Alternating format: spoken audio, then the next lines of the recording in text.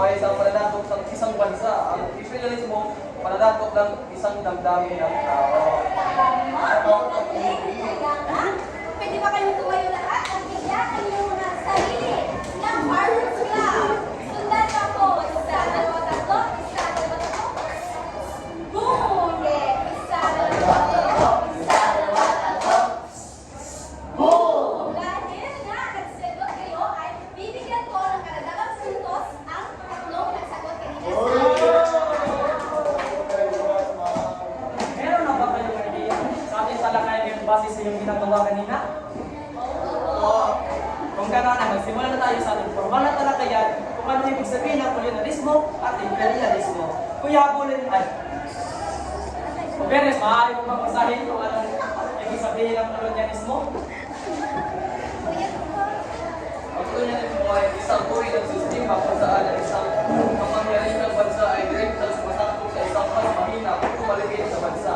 Ang teritoryo, halimbawa, Espanya at sa Pilipinas. Magaling!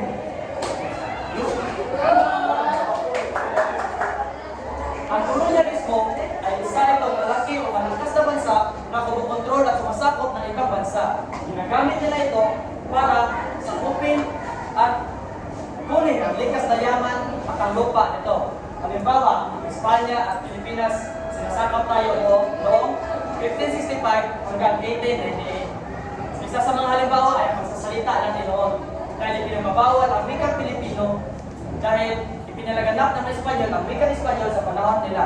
Pangatlo, may tanong ako, totoo ba kayo na Pilipino ang lahi nyo? Hindi po. Hindi. Dahil meron na iba't ibang dugo na sumasama sa atin tulad kay Mayor Espanyol. Nasa si Mayor? Wala. Sige. Naintindihan niyo ba kung ano ibig sabihin ng kolonyalismo? Kung gano'n, pumunta na tayo sa imperialismo. Katanong niya, maaari mo bang basahin? Imperialismo ay isang malawak na konsepto kung saan isang mga bagyerang bansa ay nagdimasok ko ng mga layang impluwensya sa ibang bansa. Halimbawa, ang Estados Unidos ay gumamit sa impluwensya pang-politika, pang-ekonomiya at militar sa maraming bahagi ng mundo tulad ng Amerika, Salaman at Latin America. Magaling! Salamat po. Ang imperialismo, ito pala ay bansang nahihimasok o kumukontrol ng isang bansa na hindi direktang pananakop. Pwede din ito sa politika, ekonomiya, at kultural. Halimbawa, Estados Unidos.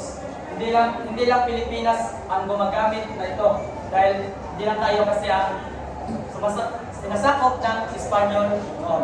Pangalawang halimbawa, edukasyon. Mas pinili natin na magsalita ng English kaysa sa wika nating Pilipino. Pangatlo, media at kultural.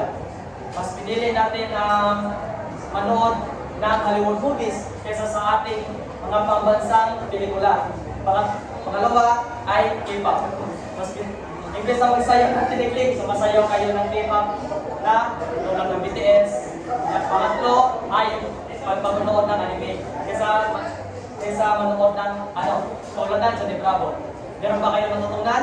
Opo! Katanungan? Magaling ko rin ang instrument ka. Sige class, dahil wala na kayong mga katanungan sa ating talakayan, ngayon ay may ibibigay ako sa inyo isang aktibidad na kung tatawagin ay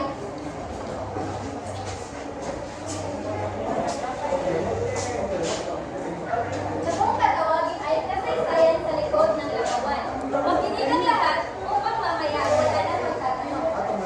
Una ay papagkat muna kayo sa dalawang pangkat. Ito ang pangkat una at ito naman ang pangkat pangalawa. Ang aktibidad na inyong gagawin ay gagawa kayo ng isang poster na nagpapakita ng epekto ng kolonyalismo at imperialismo sa ating bansa. Pagkatapos ay mamili kayo ng mga mag-aaral sa inyong pangkat na magsusulat ng explanation tungkol sa poster na inyong gagawin. Nagkakaintindihan ba kayo? Oo! Wala na ba kayong mga katanungan? Wala na po!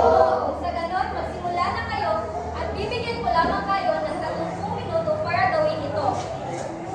Maaari nyo na bang simulan? Sige class, dahil tapos na ang 30 Kung minuto na binigay ito sa